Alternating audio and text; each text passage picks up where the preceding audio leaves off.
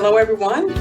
This is Samantha Gregory with richsingle-mama.com, bringing you another episode of Hello Prosperity, our new show and new series where I'm interviewing single moms who are part of a special project that I'm a part of. And I wanted to bring these ladies to you because they have some amazing stories about their single mom journey and about how they're balancing business and single motherhood. And our guest today is Kati Hudson. She is an amazing single mom, and she has been in this journey for about 4 years. So I want to introduce you to her, let her tell you about her story. Welcome, Kati. Thanks so much for being on the show. Thanks for having me. I'm so excited. Awesome. Kati, I am, again, like I said, I'm very excited about having you on the show because we're both part of this book project called Shattering the Stigma of Single Motherhood. But even before we get into that and talk about the book, I would love to know more about you and your single mom journey and how it's been. I became a single mom about 4 years ago, and looking back at the journey of my marriage, you could see the signs that it was coming along. I made the decision to separate from my husband in the fall of 2018. And it was very interesting that the turmoil we had in the marriage and parenting my kids, I have 2 young kids, was very difficult. But then as soon as I made the decision to leave my marriage, it got harder, but it got easier at the same time. So I got to just worry about me and the kids and focusing on creating consistency. I had just been promoted in my job. So I had a very big job. I did a very good job of keeping personal life separate from that. But I decided to stay in my house. I purchased that through the divorce process. I kept as much the same as possible for my children, despite their dad no longer living in the household. We had shared custody. We have 50-50 custody, so they have regular access to their dad. And the journey was kicking it off. It was easy for me because I just knew I needed to survive and get on my feet by myself, create consistency. I'm a person of routine. I like to know what's coming next. So I spent 2019 just establishing that consistency for the kids and I. In the state that I live in, it takes a long time to actually get divorced when there's kids involved because they want to make sure that you go through the proper classes and that you actually really want to do this. It took a good 18 months for it to be finalized. And so the divorce was finalized and I felt like I could finally breathe, and the pandemic hit. 2020, and I'm very introverted. I'm okay with being by myself. It was a little jarring though, especially as we went into social distancing. I had my kids a week on, a week off, very noisy, having the kids home from school. And then they went to their dads and I was all by myself. So that was jarring. And plus I work in higher education. My job was very stressful and having to pivot our entire model within a matter of weeks. As the time went on in the beginning of the pandemic, we got 6 months into it. I thought things would just get easier. And then here we go, the winter's coming. We faced layoffs in the fall of that year. And I felt anxious about that because I knew I wasn't immune. But the anxiety just kept building and building. The layoffs were announced. I made it through. And we got over the 6-month hump of the crisis fatigue. But yet I still was so anxious. And I ended 2020 at such a low with my anxiety. I was diagnosed with an anxiety disorder, which now I've come to embrace. So I spent 2021 and all of this year so far, I feel like it's the new theme in my life, is the theme I've established for myself is stepping outside of my comfort zone. So I'm getting braver and starting to say yes to the things that scare me. So after creating consistency with my children, getting through the stress of the early stages of the pandemic, I've spent the last 18 months now just thriving by building community. I've joined healthy habit programs with other women who are looking to build their own businesses, but also have anxiety. That program is really cool. I still practice some of the things that I learned there. I started a network marketing business. I just dabble in it now. I don't really do anything with that. I reignited my passion with nutrition and fitness and started my own business this year, which I'm sure we'll touch on. And now here I am taking classes, trying to expand my business and learn more about running the business side of things instead of just coaching. And here I am talking with you and co-authoring a book on single motherhood. If you had asked me 4 years ago if this is where I'd be like, I just want to make sure my kids go to school with their backpack. That's just, as long as they're fed, they have clothes on, here we go. So it's only been 4 years, but I can't believe it's only been 4 years. I can totally understand that. And I just love that you continued with the routine, continued with the way of life from the time you decided that divorce was the best option up until now. And even what's so ironic is the weight, it seems, was lifted once you made that decision. And I'm just such a stickler about decision making. This is one of the most powerful things that you can do for yourself, is make the decision. And once you do that, it's like, whew, wow, Yeah. okay, Yeah. it feels like a weight has been lifted. You're not in that turmoil, that continuous mental grind where you're trying to figure out, is this the best way? Is plan A or plan B or plan C? What should I do? Yeah, which bridge should I actually cross right now? Right. And it doesn't just have to be about leaving a marriage or your partner. It's any decision. And then you make it and you're like, why was that so hard? I should have made it sooner.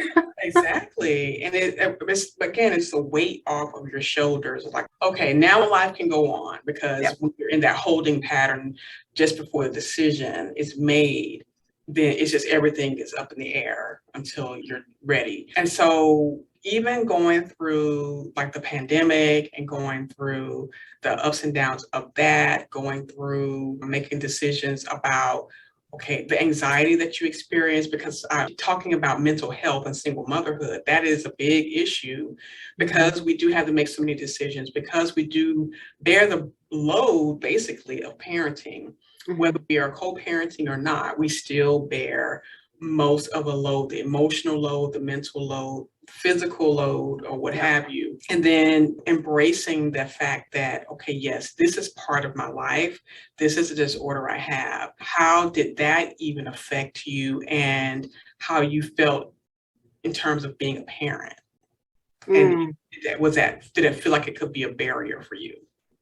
I was definitely in denial about it being an issue for a long time, because I've always been an anxious person. I just didn't realize how anxious I was until I was diagnosed with this. When I first got the diagnosis and I needed to talk to my primary care, I was very nervous going on that stigma of single motherhood, right? I was like, if I take anti-anxiety medicine, what does that mean about my custody?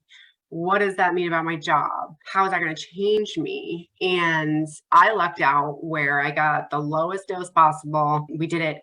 I lucked out. I got the best dose. I'm on exactly what I needed to be. And within a matter of weeks, this fog had lifted. And actually, let me say this weight had lifted, even more so than the decision to leave my marriage. And I was able to have the energy to cope with the aspects of life that brought me so much anxiety. And I've learned that with anxiety, you're focusing so much on the future and what's going to happen. And okay, is this the right decision to make so that I have the best possible outcome? I did feel guilty at first and like I was failing a little bit, but now, having been in this for almost 2 years, I'm so happy that I accepted this as for what it is. Also, I wish I had done it sooner and gotten the help sooner, because with anxiety, like what's a big deal to you isn't a big deal to everybody else. And so that was sometimes a point of contention in my marriage, where like I had big feelings about something, but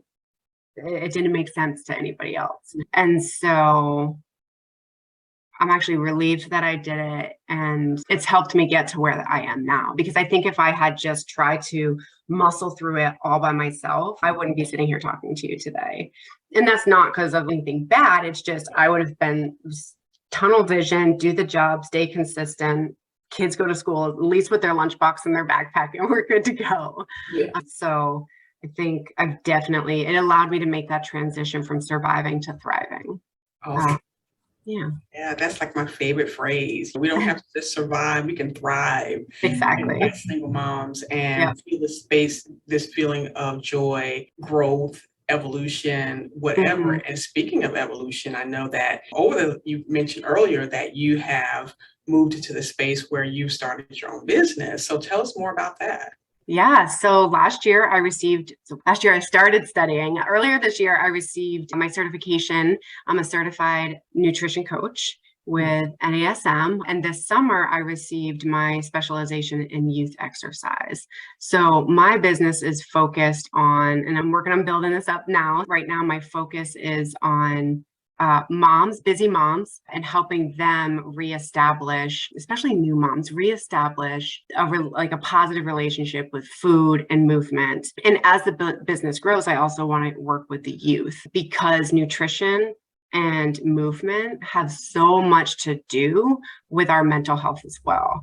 And the reason I have such passion about that is, like I said earlier, I've known that I've been anxious my whole life, but blew it off. But it wasn't until I stopped playing sports after high school that the anxiety really hit. And then I stopped working out as much and just getting comfortable with the office life and just being a homebody. And that, coupled with postpartum anxiety, it just made me realize the importance of eating well for ourselves, but also moving. And I use the word movement instead of exercise, because exercise can make some people freeze. I have some dear friends who like to move, but if you call it exercise, I'll see you next month. Yes, absolutely. So that's my goal, is to just work with people to recreate that positive relationship there, or just create it, because some people have never had that positive relationship. And a lot of my approach will focus on educating, reading the nutrition labels, not just the front of the package, learning how to shop the grocery store, learning tips and tricks for budget savings and things like that. Because what seems really expensive, when you break it down for the length of time you'll use it, it's actually not so bad. For example, I bought into a CSA this year with a farm down the road from my house. Okay. And so we get our fresh veggies every week. And up front, I was like, ooh, this costs, like, I did a half a share, $450. Okay, that's a lot of money up front. However, that's broken down to the number of weeks it goes over, about $15 a week in produce that I actually finish each week, versus you don't know how long the other produce has been sitting on shelves. So I'm just really excited and passionate about it. And the thing is too, is I live it as well. Like, I have this ebb and flow of, you know what, I'm just going to have this meal here. And even though I know it's not going to make me feel very good, and then I do it and I'm like, actually, I need to get back on track. I want to get back on track. And on the youth side of things, I have the same challenge, a similar challenge as many other moms, of getting their kids to eat well. My daughter, who is 6 now, will try pretty much anything you put in front of her. My son is still stuck on waffles and pancakes and yogurts, and he'll put spinach in a smoothie, but that's about as far as I can get him right now. Right. Yeah. Yes, absolutely. And I love that you are moving in this direction, and for nutrition, for movement. I love that word too. Yeah. Movement. And my other favorite word is playing. Playing, moving, those are two things that I can really get on board with. It just feels like fun versus this is something I gotta do. I gotta exercise. I gotta. It's not a punishment. It's actually like a reward. Like, your body can do such cool things. Yes. But also understanding that if you're not used to it, we can ease into it. That's the other approach for my coaching, is building upon the habits. The reason people are not successful in how they begin changing their nutrition journey, or even their exercise journey, movement journey, is they have too many goals up front and it's overwhelming.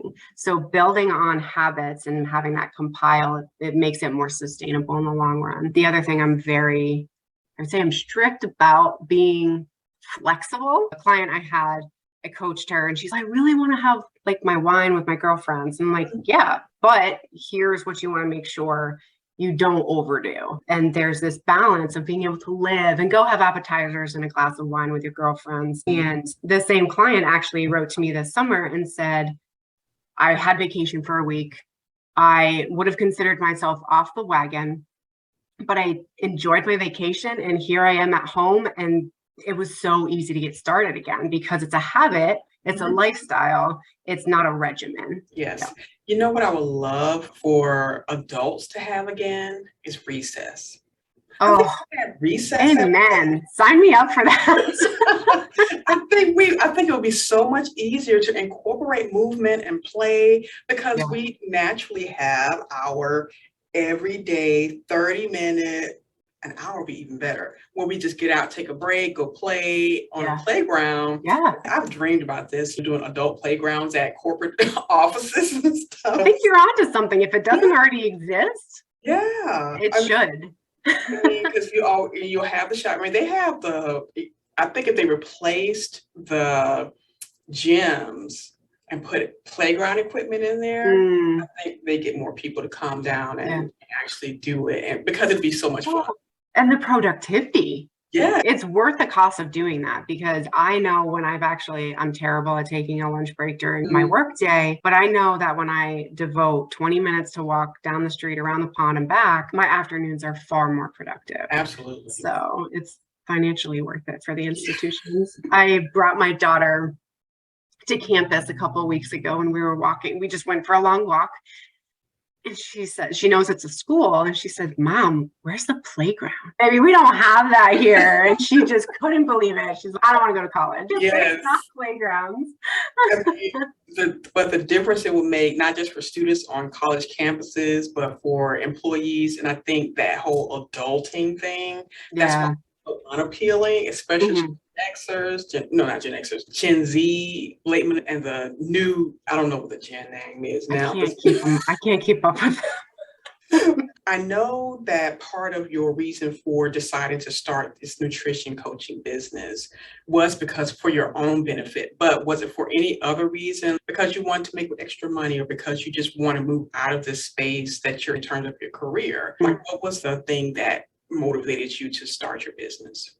I like that question, because not a lot of people ask it. And I haven't exactly really told many people, but during the pandemic, working in higher education, I've been with this institution for a very long time. It's a good institution. I enjoy the people that I work with. I don't work with the students. I'm on the administrative side. So having to deal with all of that and the pushback for the pivots, and it really shed light and made me ask, why am I doing what I'm doing? And I think all of us, I don't think anybody was immune to not reflecting on what they're doing with their lives throughout the pandemic. So I really wondered, what am I contributing to here? Because I know how our own students, who we are grooming to go out into the world, were responding. And I'm like, these are future like leaders in the world. And it was disheartening. I will admit that it's disheartening. I also don't think our institution was immune to it. It was education in general. So what happened is I realized, like, I'm not contributing to what I feel is a higher purpose. Mental health really came to light during the pandemic for everybody. So I just feel passionate about like setting people up for success to feel good inside and out throughout their lives. And I think if I had understood and also been heard about how I'd been feeling growing up, it would have made a very big difference for me in how I approach my diet. So for me, I ended up learning, I always thought meat was the reason for stomach issues. For me, it's actually gluten. And I did that through trial and error. But it was a huge aha moment, because I actually noticed now, if I have those weeks where I'm on vacation and I enjoy all the gluten that I can, because I love pasta and pastries, I feel much worse, not just in my stomach, in my mind. So I really, like I said, I bought into the nutrition program and got my certification because I want to help other people, and especially youth. I want to do all that I can to keep my kids from having to suffer the way that I did when I was growing up. Sure. Yeah. Awesome. So how do you balance, speaking of your kids, how do you balance motherhood and work and business? Yeah. So I think I'm lucky in the aspect that my ex-husband and I, we agreed very early on, we definitely had 50-50 custody. But what we did, because the kids were so young, they were 2 and 4 when we split, we wanted things to be as clear as possible. They knew what to expect. So they're with me a week, and then they're with him for a week.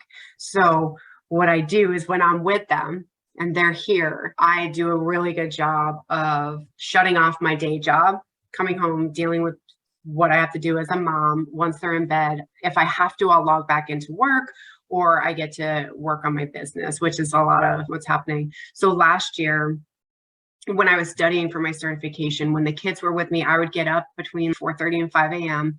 and I would study for a while. Then I would start the routine for the morning and our day. do the nighttime routines, rinse and repeat for a number of months. Now what I'm finding is now that I have the certification and I need to organize myself differently. I need to approach it differently. What I've been doing as far as building the business goes is I do force myself to take lunch breaks at my day job. I'll focus on my business then and after the kids go to bed. But what I'm also realizing this week in particular, because I'm coming up with some like social media content and things like that, I am so energized after I've been dealing with ways to make nutrition and like movement exciting. I finished something at 9:30 last night and I was like, I'm awake. I am awake. And it's just refreshing. So I've realized this week for when my kids come home next week, I've got to do that work in the morning so I can keep the energy going. Absolutely. So I just have to time management. It's really a lesson in time management. To touch on the anxiety again, one of the things I've learned about myself, and moms in general, you don't have to be a single mom. You feel torn. You're pulled in different directions all the time, whether it's work, your spouse, your children, or anything that you want to do for yourself. I have to be very deliberate about making sure that my phone is on do not disturb. I am focusing on making dinner. I am focusing on just playing and being with them. Otherwise, I just get overwhelmed and it gets loud and so I have to be very deliberate in making sure that I focus on just the thing. Somebody told me the term, you might be familiar with it, but be where your feet are. Okay. And so there's been some mornings where I take a deep breath and I'm like, okay, today I have to be where my feet are. And it's been really helpful. I like that. I've not heard that before, but I'm going to put it in the back of my mind. Also, as you're building this business, it becomes more successful. What kind of legacy do you want to leave to your children? So the legacy I would love to leave for them is that they should follow their passion. I want them to follow their passion no matter what it is. When I opened up actually to somebody that was very close to me about eventually wanting to leave my safe job at the institution to follow my passion with nutrition and movement and helping people, they're like, that's just a hobby. You shouldn't do that. And I'm like, you know what? No, because here I am. I'm taking a circle here because my undergraduate degree is in sport management. I used to work at a health club. I used to do that kind of stuff. And I got so far away from it because I graduated college and I was just doing the easy thing. And the farther along that I got, it's harder to get out of that. Sure. And so I'm still toying with that. But if anything, I want my kids to see me doing what excites me. So that way I want to empower them to follow their dreams and do what they want to do. And then if they want to make money doing it, they can find a way. So, Awesome. yeah. And I'm sure them seeing you work on your business and acquire more clients and what have you is a great lesson in and of itself. Yeah. Following your dreams and working that dream as well. So yeah, one of my favorite stories from my son recently. So I have a vision board in my bedroom and it took me a while to put pictures on there, but I put pictures on there and I have some icons there that reflect like helping people and building community. And my son asked me, Mom, why do you have that up there? I was like, I want to build a business and I want to coach people with nutrition and how to eat well. And he goes, ooh, can you coach us? I was like, yeah, I kind of need to. I was like, you had too many frozen waffles. So it's fun, like my kids, but they're watching you. So the healthy habit program that I participated in last year, by them watching me, I realized that they were picking up those little habits that I was doing too. And it's pretty cool to hear her four, like she was 4 at the time, my daughter, and we were driving somewhere and she's, look how beautiful the sky is right now. And it's like, I've never heard a 4-year-old pay that much attention like that. So our kids are watching us. They are definitely watching us. So tell me, how can people learn more about your coaching service, I should say, and like, what is like the program and where can they find you online? Yeah, my business is called For Your Nutrition. I like that play on words because everybody's always says for your information. So I'm on social media. I have Facebook and Instagram. And I'm really building those out, and I'm working on content now. But the best way to reach me is through those, particularly Instagram. And I can share my handle with you Absolutely. if you'd like, and email. And I'm always happy to pick up the phone and chat because I'm still building out my media to share with everybody online too. Talk about stepping out of comfort zones. Absolutely. So what's the social media handle that The social media handle for Instagram is Kati Kate 802 underscore CNC, and I can put it in the chat here because my name is Katie, but it's Kati. Not many people are just Katie and like that, but that's my Instagram handle. That's okay. There. And now we'll put it in the show notes, so they'll be sure to connect with you on Instagram. And as you build out your social media and build out your website, then of course, I'm sure all the links will be there as well.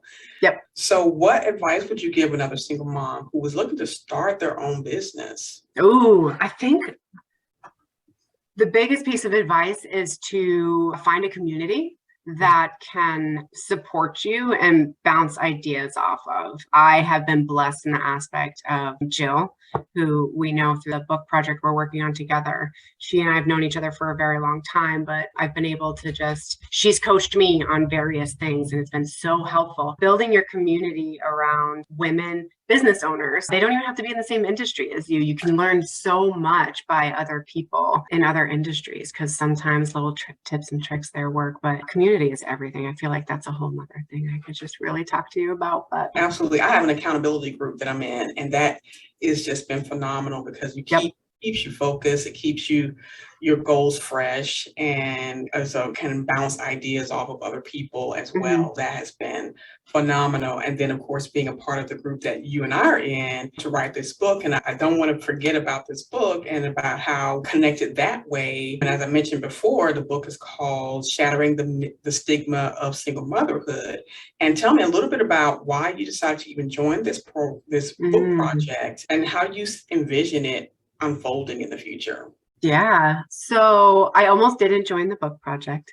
I think many women, and I shouldn't discredit anybody else, but many women discredit their own stories. Given my history and the length of my marriage and everything that happened in that relationship, the trauma that I endured, I've convinced myself it's not, other people had it worse. My story doesn't matter. It's quiet. I'm okay. However, in reflecting on whether or not I was going to do this book project, I talked with my partner, and he's actually, your story is very important in the fact that it's that quiet trauma that everybody thinks that they should just endure because it doesn't seem so bad. And I joined this project because one, it was me needing to tell myself and convince myself that yes, my story matters. But as I wrote the story, and now that I've gotten my draft done, I'm so excited to share it with others and just let people know that they're not alone in what they're dealing with. So I'm very excited to have that out there, as vulnerable as it is. But I look forward to being able to connect with others who possibly have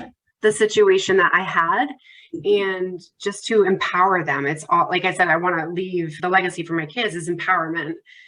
And I want the same for other women and people who are stuck in situations or feel like they're stuck in situations like that, and just let them know that it's okay and they're not alone, and what they feel matters. Absolutely. And what you're saying is so powerful in terms of the quiet trauma and abuse that a lot of women go through, where they feel like, oh, I'm not being hit. I'm not being abused in this dramatic way that we've seen on TV, like The Burning Bed. And years ago, I'm dating myself, but but that's what a lot of people think when they hear, okay, you went through some trauma in your relationship. They automatically think, oh, she must have been abused. She must have been this. There's financial abuse. There's emotional abuse. There's mental abuse. There's all kinds of abuse that people endure because of mental health issues, immaturity, narcissistic behavior, sociopathic behavior that's insidious. It's silent and insidious. But to be able to share your story and to let other women know, you don't really have to go through that. You can leave and start over again, and you can build this life, and it can be amazing. Yeah. And I actually ended up sharing this term with another woman recently. She shared her experience of what was happening, and she was going through a divorce. And I was like, that's gaslighting. People don't know what that actually means. Yeah. Gaslighting and making someone think, oh, you're like, this is an issue because of this. And then you like, wait, what? And it's this back and forth. And it really makes you wonder what the reality is. And I think it happens far more often than anybody realizes. It does. It absolutely does. And I think that's part of the society that we live in. It's become so normalized, and we don't recognize at first when it hits you, wait, what? Maybe I am.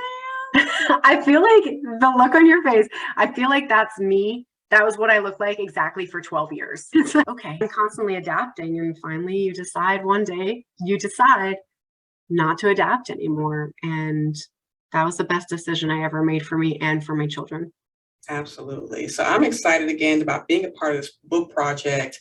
And for those listening, at the time of this recording, the book is still in progress and it's going to the publisher, and it will be produced and ready by October or November timeframe of 2022. So if you listen to this much later on, you can definitely go on Amazon and get the book. It might be in bookstores, but look for it. You will be able to read our stories about how we shattered the stigma of single motherhood, because it's no longer a stigma, because so many women are joining the ranks every single day, unfortunately, because of divorce, because of desertion, maybe even death. But fortunately, women like Katie, women like Jill, women like Michelle, who I've already interviewed, they were brave enough to come forward, and including me, to share our stories and to give you encouragement, to empower you and inspire you to move past the stigma and look towards your good mental health. Because if a marriage, a relationship is diminishing your mental health, then it is not worth being in. But you can free yourself and you can grow, evolve, and become the best version of yourself through this journey of single motherhood. As odd as it may seem, you can definitely become the best version of yourself through this journey. So I want to thank you again, Katie, for being a part of this show, Hello Prosperity, and for sharing your story, sharing your journey with us through motherhood, through business, and through becoming the best version of yourself so you can empower others too. Yeah. Thank you for having me. You're very welcome. And thank you all for listening to another episode. And be sure to go to our show notes at richsinglemama.com/hello prosperity or richsinglemama.com/radio. And you can get the show notes for this show with Katie's details, all her information, and how you can become one of her clients if you need to have more nutrition, as well as get the movement going in your life. Take care, and we'll talk to you again another time. Bye.